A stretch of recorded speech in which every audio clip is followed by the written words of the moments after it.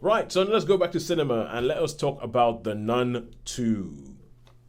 So, to truly appreciate The Nun 2, arguably you should have seen The Nun 1, but also not necessarily, because it's not a wildly complicated film, and I'm going to provide a spoiler alert for The Nun 1, which is a very quick one, which is that a pre-nun, she's not even a novice, ends up being sent to somewhere in Eastern Europe with a priest because there's a nunnery there where there have been Sightings. mysterious suicides. Okay. Oh, And they go forth to investigate what's going on in the nunnery, convent, nunnery, interchangeable.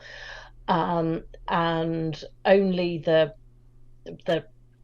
baby not nun is allowed to stay in there because obviously men can't stay in overnight. So yeah. priests outside go forth and investigate. And in this convent, there is this demon nun who is played by, and I'm going to have to check what her name is. Um, IMDb. The Nun. Called Awesome. Kalak or something like that.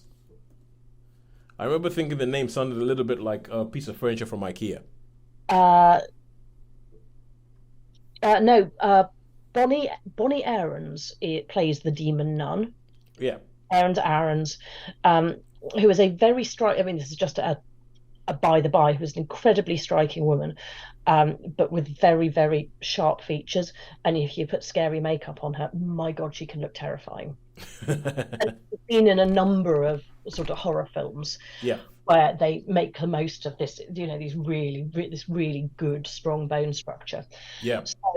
So your main character, the nun, is played by Taissa Farmiga. hmm Farmiga? I thought it was Farmiga, but But yeah, I think it is Farmiga as I look at the spelling properly. And at the end of the first film, there is an effort to exorcise this awful nun, and I will not go into all of the details of the film to lest it well, seeing completely. as there's a Nun 2, I'm going to say they failed. They sort of failed, and you know they've sort of failed because and there are various twists and turns that make the nun more interesting. But at the end, a character called Maurice saves um, Irene the nun, hmm and you realise at the end of the film that something is not right, and you you have this very strong understanding that something is not right. And Yes. in this film, The Nun 2 begins with Sister Irene having, I think, just taken her vows, or recently taken her vows, and she is in a perfectly nice convent um, where she has become friendly with a young American nun played by someone called Storm Reed, Oh yeah. I know Storm Reed. and they are She was in The Last of Us. She was in good A Wrinkle in Time, and yeah. So yeah, she was in Missing. No. Searching. No. Yeah, Missing. She was in Missing. Yeah. Cool. uh, well, she is good in this. Yeah. So there is a thing happens, a thing that there is a sort of evilness that is heading across Europe, and various religious figures have had bad things happen, and the Vatican come and they say, Sister Irene, you're the only person who has dealt with anything like this, and we need you to go off and solve the problem. And you look at it and you think, what? We would rather you died than we did. So off you Exactly. go.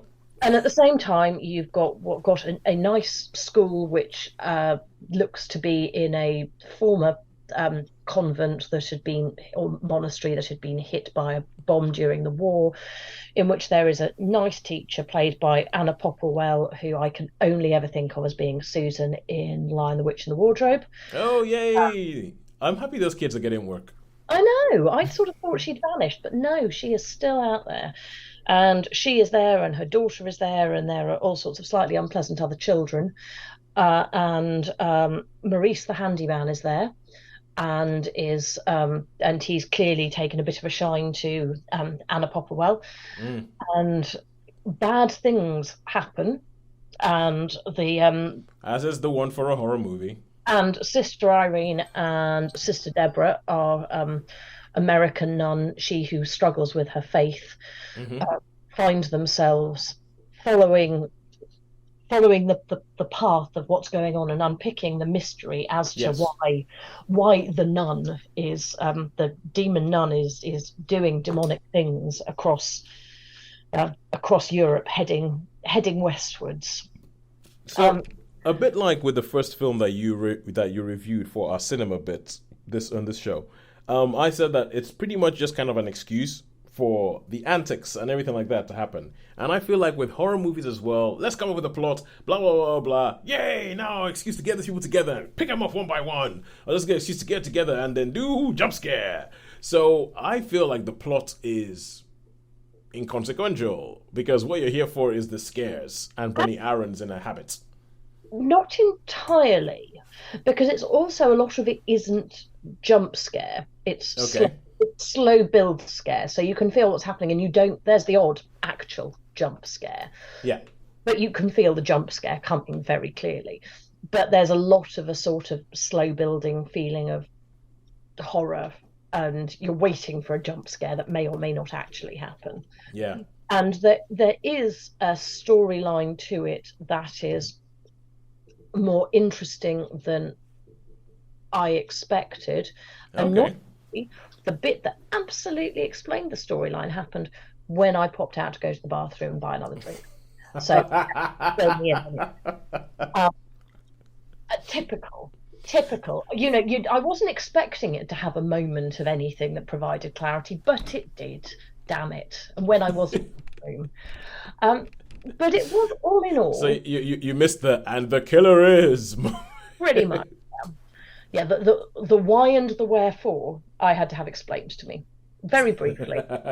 Didn't take very long, but it was quite a good. It was an acceptable why and wherefore, Okay.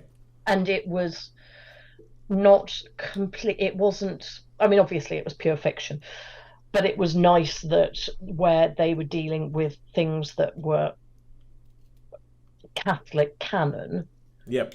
they were actually correct Catholic canon. All right. Cool. Wasn't just a made up nonsense. I always have to look these things up because I get really irritated if they start chucking things around. It's like, that's just not a thing. Okay. So all that being said, how many stars would you give the Nun to? I'm going to give it a 3 because I would simultaneously give it both a 4 and a 2.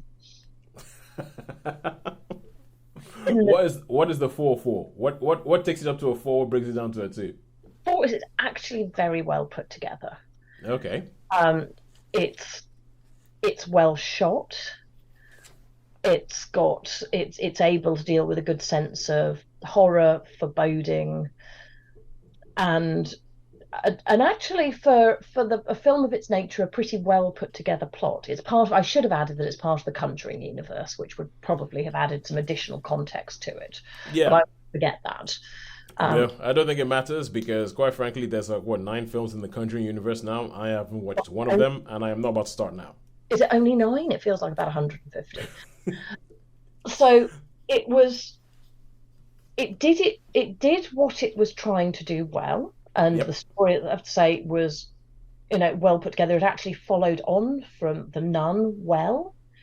You didn't get to it and think, uh, Yeah.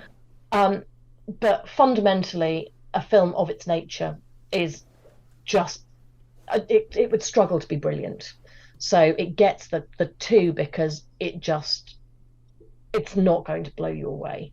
Yeah. So it's both very good for its genre, I would suggest, whilst also being fundamentally not able to be very good, so it falls onto a 3. Well, I get you. I get you. So this is the kind of film we're making, and if we did everything perfectly, the best this is going to be is a 3 out of 5. Yeah. Okay, cool. I get you. All right, so 3 stars for the Nun 2.